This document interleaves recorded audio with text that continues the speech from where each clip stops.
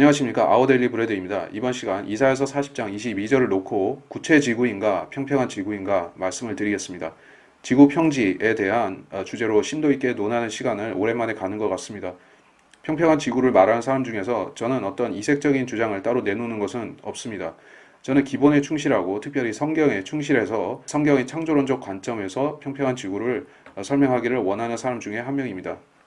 그래서 저는 단순한 호기심 위주의 평지론을 논하지 않습니다. 하나님께서 창조하신 창세기 1장의 그 조화로운 질서 속에서의 평평한 지구를 저는 설명하고자 하고, 그렇기 때문에 성경이 밝혀주고 허락하는 범주까지 최대한 멀리 나가서 그 평지론에 대한 자연 질서를 깨닫기를 원합니다. 창조주의 경이로우심에 대해서 우리가 좀 더 알고 성경을 신뢰하는 계기가 되는 것이 중요하다고 보고 있습니다. 성경에서 평평한 지구를 증거하는 여러 구절들이 있습니다. 그 중에서 논란의 핵심이 되는 구절 중 하나가 이사야서 40장 22절이라고 봅니다. 이 구절에 대해 저는 여러 번 언급을 했었고 그때마다 저는 강조를 했었지만, 지금 이야기를 또 하는 것은 여러분에게 반복 또 강조하는 효과를 주기 위해서 그렇게 하고 있습니다. 원형의 지구 위에 앉으신 분이 그분이시니 그곳의 거민들이 메뚜기 같으며 하늘들을 휘장같이 펼치셨으며 그 안에 거할 장막처럼 펴셔서. 이사야서 40장 22절.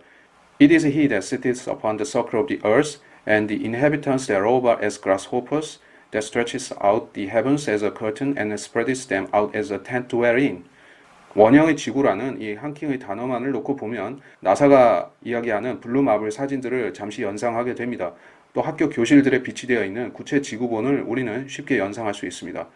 하지만 땅이 구체라고 하는 과학의 선입관을 여기서 빼고, 또 한킹 번역자가 지구라는 단어를 쓴 것을 땅으로 환원시켜 놓고 원형의 땅이라고 생각해 놓고 보면 여러분은 다른 그림을 보게 되는 것입니다. 영킹에서는 Circle of the Earth라고 했는데 이것은 구체 지구를 이야기하는 것이 아니기 때문에 그렇습니다.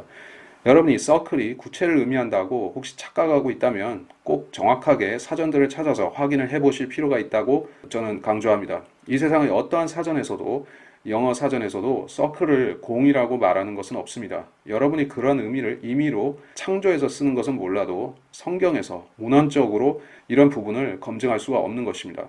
여러분이 피터 라크만이나 그 주석을 통해서 배운 목회자들이나 성경 교사들이 곧잘 이 이사야서 40장 22절을 가지고 원형의 지구가 구체 지구, 나사의 블루 마블이다라고 주장하는 것을 들었을지 모릅니다. 저명한 해석가들 중에서 피터 라크만이라는 신학자는 왜 이 서클을 제대로 설명하지 않고 부채로 해버렸는가? 이미 고인이 되어서 돌아가신 분한테 물어볼 수는 없겠지만 그분이 그렇게 했던 이유가 저는 참 궁금한 것입니다. 그분은 웬만하면 어떤 신학자들이 한 주장들에 대해서 주석서에 명기를 하는 편입니다. 그래서 그 오류를 하나하나 지적을 하는데 유독 이 Circle of the Earth라는 부분은 제대로 된 해석도 하지 않고 여러 가지 주장을 열거하고 그것들을 비교하지도 않았습니다. 자, 그래서 이 Circle of the Earth를 좀 더 풀어 말하자면 평평한 땅에서 그 원형의 부분을 가리킨다라 할 수 있습니다. 땅의 형상을 전체적으로 놓고 말하자면 네모난 정사각형의 바둑판 모양이라고 볼 수 있습니다. 그 안에 원형의 평지가 있는데 우리가 속한 원형 평지는 단단한 반구 형태의 돔에 의해서 상부가 에워싸여져 있는 것입니다. 이 일들 후에 내가 보니 네 천사가 땅의 네 모퉁이에 서서 땅의 사방에서 부는 바람을 붙잡아 그 바람이 땅이나 바다나 어떤 나무에도 불지 못하게 하더라. 계시록 7장 1절. 이 땅의 네 모퉁이라는 단어도 그렇습니다. 이 평평한 지구가 네 귀퉁이가 있는 사각형이라는 얘기인 것인데 둥근 지구에서는 이 구절이 믿어질 수가 없는 것입니다. 자, 이 계시록 7장 1절이 이사야서 40장 22절과 상충되지 않으려면 사각형의 전체적인 구도 안에 원형이 있어야 되는 것입니다. 하나님께서 어떻게 원형의 지구 위에 앉아 계실 수 있겠습니까? 평평하기 때문에 앉아 있을 수 있는 것입니다. 요한계시록이 말씀하고 있는 보좌 위에 앉으신 그분이 얼마나 크든지 간에 그분은 이 땅을 채우시기에 충분할 만큼 거대하신 것입니다. 또 주여, 주께서 태초에 땅의 기초를 놓으셨고 하늘들도 주의 손으로 만드신 작품이니이다. 그것들은 멸망할 터이나 주께서는 영존하시오니 그것들은 모두 겉옷처럼 낡아지리이다. 주께서 그것들을 옷처럼 말아버리시리니 그리하면 그것들은 바꿔질 것이나 주는 동일하시며 주의 연대는 끝이 없으리다 하셨도다. 히브리서 1장 10절로 12절. 하늘들이 하나님의 겉옷이라고 묘사되고 있습니다. 또 그것들을 말아버리면 하나님의 본체가 인류와 피조물들 앞에 드러나는 것으로 여기 말씀하고 있는 것입니다. 또 내가 큰 백보자와 그 위에 앉으신 분을 보니 그의 면전에서 땅과 하늘이 사라졌고 그들의 설 자리도 보이지 않더라. 계시록 20장 11절. 이 백보자가 얼마나 거대한지에 대해서 직접적인 제시가 없기 때문에 상상할 수밖에 없는데, 수천억 이상의 사람들이 그 앞에 도열해서 심판을 받을 것이기 때문에 보좌는 실로 클 것입니다. 하나님께서 자신을 이처럼 거대한 보좌 위에 앉으신 분으로 보여주실 때가 앞으로 있을 것이다. 그것이 바로 큰 백보자 심판 때라는 것이 성경에서 말씀하는 부분인데, 이사야서 40장 22절의 그 구도가 이 계시록적인 의미와 뭔가 통하지 않는가 하는 느낌은 줍니다.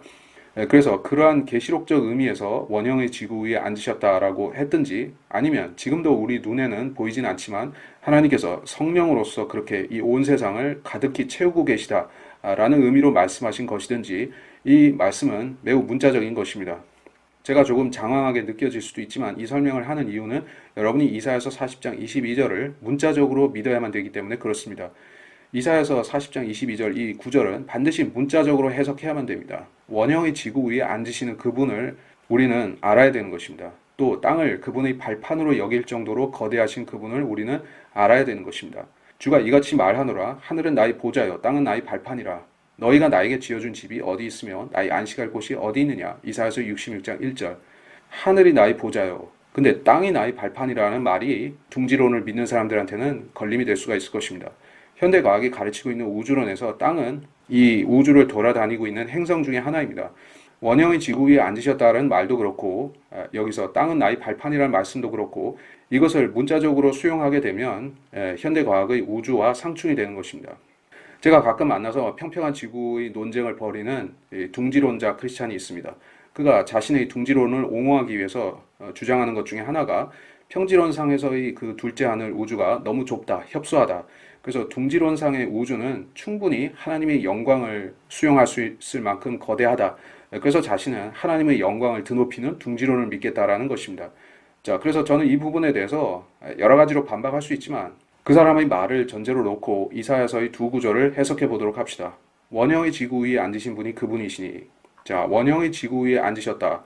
이분이 하나님이 우주의 창조주라는 이 진술을 우리가 믿는다면, 이 우주 속에서의 먼지와도 같은 아주 하잘것없는 먼지 중에서도 티끌에 불과한 이 지구라는 행성 위에 하나님께서 앉아 계시다는 말을 어떻게 대입시킬 수가 있습니까?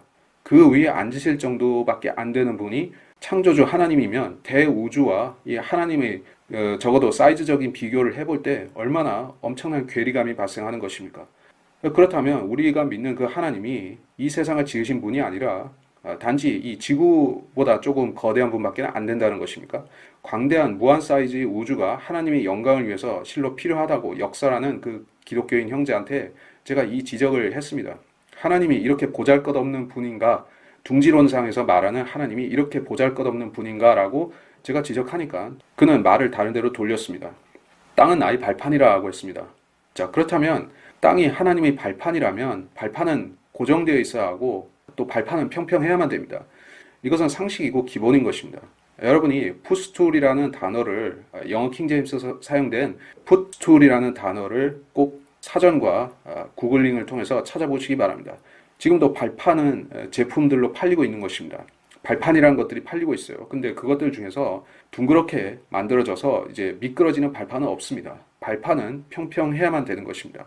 성경에서 말씀하는 이 단어들의 문자적인 의미는 매우 소중하고 이것들 자체가 어떤 묘사되는 속성을 직결해서 설명하고 있는 것입니다. 절대로 지구는 둥글 수가 없습니다. 이 세상에 구체로 생긴 발판은 없습니다. 이것만 놓고 보더라도 여러분은 둥근 지구의 망상을 떨쳐버려야 되는 것입니다.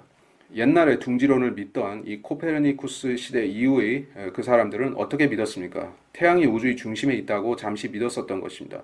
그러다가 이제 현대 물리로 넘어가면서 이 우주의 중심이 태양이 아닌 것이 됐죠. 그래서 태양도 은하계를 회전하고 있으며 은하계는 또 더 큰 초은하단을 회전하고 있으며 그 이상의 단위들에 대해서는 잘 모른다. 이렇게까지 된 것입니다.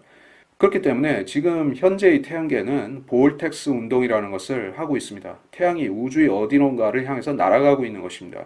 그리고 지구도 거기에 딸려서 날아가고 있는 셈이죠. 그렇다면 땅은 나의 발판이다라는 진술을 참이 되게 하기 위해서는 하나님께서 지구라는 행성 위에 올라타고 마치 청룡 열차에 올라탄 승객처럼 우주 여행을 하고 계시다는 얘기밖에 안 되는 것입니다. 하나님께서 우주 여행을 하고 계신 외계인입니까? 이런 말이 안 되는 소리가 되는 것입니다. 하나님의 영광을 위해서 대우주가 필요하다고 헛소리를 하는 사람한테 제가 이런 지적도 했습니다. 하지만 그 사람은 이런 현실의 괴리와 성경적으로 이 과학이 안 맞는다는 사실에 대해서 전혀 수용하지 않는 것입니다. 그냥 둥지론이 맞다는 것이에요. 저는 기본적으로 사전을 좋아하지 않습니다. 사전의 모든 것들을 통해서 제가 진리를 발견할 수 있다고 믿지도 않습니다. 성경은 사전을 능가하는 것이라고 저는 생각합니다. 그러나 지금 다루고 있는 이 이사야서 40장 22절의 서클과 같은 문제는 이 지동서를 믿는 킹제임스 신자들한테 꼭 주지시켜주고 확인해 봐야 될 부분인 것입니다. 여러분한테 필요하다면 영어 사전들, 즉 옥스퍼드 사전이나 웹스터 사전, 그것으로 부족하면 각종 성구 사전들을 찾아서 이 단어들을 어떤 의미를 가졌는지를 대조해 보시기 바랍니다. 여기에 어떤 구체라는 의미가 있는지를 꼭 찾아보시라는 것입니다. 재창조론에 관한 논쟁이 세기를 넘기고도 아직 끝나지 않고 있습니다. 그것도 사전이 뭔가 불확실해서 생기는 문제가 아니라 사전에 나오는 의미를 자기가 아전인수적으로 이쪽이 맞다 저쪽이 맞다로 A라는 의미가 맞다 B라는 의미가 맞다는 식으로 끌어당기기 때문에 논쟁이 안 끝납니다. 사전은 거짓말한 적이 없습니다. 근데 각자 주장하는 측이 자기가 원하는 의미 쪽으로 의미를 추출해서 쓰기 때문에 이 replenish라는 단어도 이 논쟁이 끝나지를 않는 것입니다. 그래서 사전이라는 것도 참 이 문제를 해결해 주기보다는 증폭시키는 일을 많이 하는 것입니다. 더구나 사람들이 어떤 신학적인 논제에 있어서 자존심이 걸려있기 때문에 사전을 자기 위주로 써먹습니다. 하지만 이사야서 40장 22절에 서클이라는 단어는 재창조론 관련해서 리플레니시 문제처럼 그렇게 난해한 것이 아닙니다. 그렇게 섬세한 분류가 필요한 문제가 아닌 것입니다. 이것은 매우 심플한 단어입니다. 지구상에서 어떠한 성구사전도 어떤 영어사전도 서클을 공이라고 말하는 데는 없습니다. 라크만이든 그 어떤 킹제임스 성경을 가르치는 뛰어난 성경 교사든지 간에 서클을 볼이나 스피어라고 주장할 수 있는, 감히 그렇게 주장할 수 있는 사람은 없습니다. 그들이 그렇게 혹시 주장한다면 그것은 단지 아인슈타인이나 뉴턴이나 코페르니쿠스 같은 과학자들의 이론을 가지고 주장하는 것 뿐입니다. 다시 말해 기원전 2600년 전에 살았던 이사야 선지자가 자연과학적인 지식이 너무나 미달되었기 때문에 하나님께서는 그에게는 이 구체지구를 숨겨놓으시고 Circle of the Earth라는 이 평지론적인 말을 하도록 하나님께서 시키셨다는 얘기입니까? 이것은 매우 불경건한 헛소리인 것입니다. 이런 해석을 순수한 성경학도들한테 지식이라고 제시하면 안 됩니다. 사실은 사실 그대로 제시를 해야 되는 것입니다. 그렇게 거짓말하는 사람들은 제가 위에 언급한 대로 이사야가 과학을 몰라서, 이 둥지론적인 과학을 몰라서 이렇게 쓸 수밖에 없었다. 서클이라는 단어를 그래서 쓴 것이다 라고 주장하는 것입니다. 그러니까 그 사람들은 제가 언급한 대로 이사야가 과학을 몰라서 하나님께서 지구가 우주 속을 도는 구체라는 걸 설명해줘도 이사야가 이해할 수 있는 실력이 안 돼서 저렇게 썼다고 믿는 것입니다. 하나님께서 이사야서 40장 22절을 통해서 말씀하시고자 하는 핵심이 무엇입니까? 2600년 전에 기록된 이 말씀이 가진 진짜 의미가 무엇입니까? 구체 지구서를 성경에 살짝 숨겨놓고서 하나님께서 2600년 뒤에 크리스마스 선물 풀러서 개봉하는 것처럼 짜잔하고 보여주셨다는 얘기입니까? 지금 시대 사람들한테 서프라이즈 하려고 그 대부분의 기간 동안에 사람들이 모르고 지나쳤던 이 Circle of the Earth를 지금에 와서 나사의 블루 마블이라고 딱 깨닫도록 만드셨다는 것이요. 이런 말도 안 되는 해석이 어디 있습니까? 이거는 그야말로 성경의 원래 의미를, 단어 의미를 틀어버린 지록 위마 같은 일이 아닙니까? 여러분이 어떠한 성경 구절이 내 주관하고 틀려서, 내 상식하고 틀려서 못 믿겠다고 하면 어떻게 하십니까? 그 단어를 내가 원하는 대로 바꾸려고 하면 그것은 성경 변개에 해당합니다. 내 개인적으로 행하는 성경 변개가 되는 것입니다. 물론 전문적으로 성경을 변개시키는 학자들이 있지만, 그래서 가짜 성서들을 그들이 만들어내지만 그 수준까지는 안 되어도 어떤 심지어 그리스도인들까지도 자기한테 마음에 드는 단어가 있고 자기한테 걸리는 단어가 있으면 그것을 가지고 자기 생각 속에서 단어를 바꾸는 것입니다. 그것도 일종의 소극적인 성경 변개 행위가 될 수 있습니다. 그래서 킹제임스 신자들 중에서 이 이사야서 40장 22절을 가지고 소극적인 의미에서의 성경 변개를 하는 사람들이 그 학자들 중에서 또 일반 그리스도인 중에서 분명히 있다는 것입니다. 제가 논쟁을 벌였던 그 크리스찬 형제도 그런 사람 중에 한 명입니다. 그렇게 하는 것을 죄의식을 안 느끼고 하는 사람들한테 저는 죄의식과 경각심을 가지라고 이 얘기를 강하게 하는 것입니다. 당신이 바이블 빌리버가 맞다면, 그래서 여러분은 변개된 성서를 쓰면 안 됩니다. 하지만 비록 바른 성경, 킹제임스 성경, 한글 킹제임스 성경을 여러분이 쓰고 믿고 있다 할지라도 그 중에 나오는 어떤 단어들을, 여러분 마음에 안 드는 단어들을 임의로 그 의미를 왜곡시켜서 해석한다면 그것도 죄인 것입니다. 그것도 궤변인 것입니다. 그런 잘못된 마인드를 가지고 성경을 읽으면 여러분은 진리를 제대로 깨달을 수가 없는 것입니다. 자, 그 비근한 사례를 제가 또 하나 제시하겠습니다. 그가 반드시 맹렬히 돌이켜서 큰 지역에다 너를 공처럼 던져 올리리라. 거기서 내가 죽겠고 거기서 내 영광의 병거가 내 주인의 집에 수치가 되리라. 이사야서 22장 18절. 이사야가 공에 대해서 몰랐을까요? 공을 원판으로 묘사하고 원판을 공으로 묘사하고 그런 것입니까? 그렇지 않습니다. 이사야서 22장 18절에는 분명히 입방체로서의 공이라는 것이 나옵니다. 저는 기원전 600년대 이스라엘에 공놀이, 축구나 농구나 그런 공놀이 형태가 있었는지는 모르겠습니다. 하지만 그 비슷한 시기에 그리스 사람들은 그 스포츠 경기를 하고 있었습니다. 즉 투포환이나 어떤 원반 던지기나 이런 스포츠 게임을 하고 있었던 것입니다. 그래서 공이라는 것이 고대 세계에 잘 알려져 있었던 개념인 것입니다. 그래서 이사야서 22장 18절은 공처럼 던져 올린다는 말을 쓰고 있는 것입니다. 사실 이 본문에 공이라는 단어가 안 나왔으면 이사야서 40장 22절이 혹시 공인가 라고 착각할 수도 있겠습니다만 성경에 이렇게 나오지 않습니까? 공이 나오고 있습니다. 저는 하나님께서 분명히 의도적으로 이사야 선지자에게 이 22장 18절에 공이라는 표현을 쓰게 하셨다고 봅니다.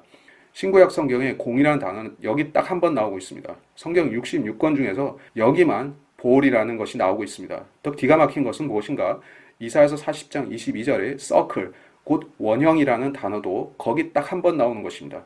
성경에 딱 한 번 나오는 두 개의 단어가 있는데 하나는 여기 22장 18절의 공이고 또 하나는 40장 22절의 서클, 원형입니다. 그래서 성경에 딱 한 번씩 나오는 단어가 이사야서에 나오고 그중 하나는 둥지론에 맞춰서 어떤 사람들이 잘못 해석하고 있는데 그들은 이사야서 22장 18절은 절대 얘기를 하지 않습니다. 왜냐하면 이것을 둘을 놓고 비교하면 이것은 이사야가 분명히 공과 원판을 비교해서 알고 있었다는 얘기가 되기 때문에 그들은 짐짓 이것을 얘기하지 않는 것입니다.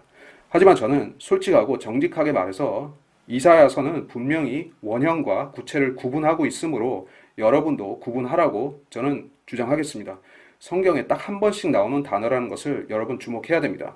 의도 없이 이렇게 될 수 있다고 생각하면 성경이 이렇게 의도 없이 우연히 이렇게 될 수 있다고 생각하면 그 사람은 진짜 아무것도 모르는 사람입니다. 우연히 이렇게 이사야서에 이런 특별한 두 단어가 들어갈 확률은 없습니다. 하나님께서 이 둥지론을 믿는 현대 크리스찬들한테 말하자면 위트를 보이신 것입니다. 자, 하나님께서 이렇게 말씀하신 것입니다. 너희는 내가 지구를 평평하게 만들었다는 구절을 여기 이사야서 40장 22절에 보고 너희들 멋대로 이것을 구체지구로 만들 것을 내가 안다. 그런데 20세기와 21세기에 이 헛똑똑이 크리스찬들이 자기들 나름의 이런 해석을 할 때 하나님께서는 이사야서 22장 18절을 준비해 놓으셨다는 것입니다. 그래서 두 구절을 비교할 수 있는 사람은 자기가 잘못되었음을 깨달을 것이고 못하는 사람은 계속 자기 꾀에 넘어가서 살 것이란 얘기입니다. 과학을 더 믿을 것이란 얘기입니다. 다시 강조하지만 이런 식의 우연이 발생할 확률은 없습니다. 첫째, 원형이라는 말, 서클이라는 말이 성경에 한 번 나온 이유가 무엇입니까? 두 번이나 세 번 나온 게 아니라 한 번 나왔습니다. 둘째로 공이라는 말이 성경에 한 번 나오고 있습니다. 이것도 여러 번 나오지 않았습니다. 왜 꼭 한 번씩 나오죠? 서로 비교하라고 한 번씩 나온 것입니다. 그리고 두 단어 모두 이사야서에 나오고 있습니다. 66권의 성경 중에서 이사야서에 이 두 단어가 나오고 있습니다. 하나님께서 2D와 3D를 구분하실 줄 모르는 이런 무식한 존재라고 생각할 멍청한 사람들을 위해서 제가 이렇게 설명하는 것입니다. 하나님께서 말씀하신 대로 믿는 것이 여러분에게 여러모로 유익된 것은 제가 또 강조할 필요가 없습니다. 지구는 공이 아닙니다. 지구는 평평한 원판인 것이고 성경이 그것을 주장하고 검증하고 있습니다. 지동설에 관한 신념 때문에 서클을 스피어나 볼로 왜곡하는 사람들이 있습니다. 그들은 자신들의 그 헛된 지식을 내려놓고 먼저 문자적인 성경 해석으로 돌아오는 것이 좋을 것이라는 말입니다. 이번 시간 여기서 마치도록 하겠습니다. 좌익들은 이 자연주의적 오류를 하고 있습니다. 이 자연주의적 오류에 사로잡혀 있기 때문에 그렇게 생각할 뿐입니다. 자연주의적 오류라는 것은 이런 겁니다. 아침에 우리가 눈을 뜨고 일어나서 동산을 쳐다보면 동산 위에 해가 떠오르잖아요. 그럼 좌익들은 해가 지구를 놓고 해가 움직이고 있다고 주장하는 사람들이 현대판 좌익들입니다. 그런데 공부를 좀 하면 해가 움직인 게 아니고 지구가 돌고 있다는 걸 깨닫게 되죠. 근데 우리가 말은 습관적으로 자기 중심적으로 보기 때문에 해가 뜬 것처럼 보일 뿐입니다.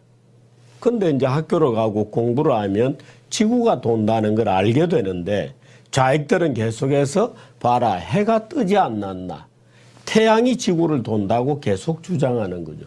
그것을 자연주의적 오류 이렇게 부릅니다.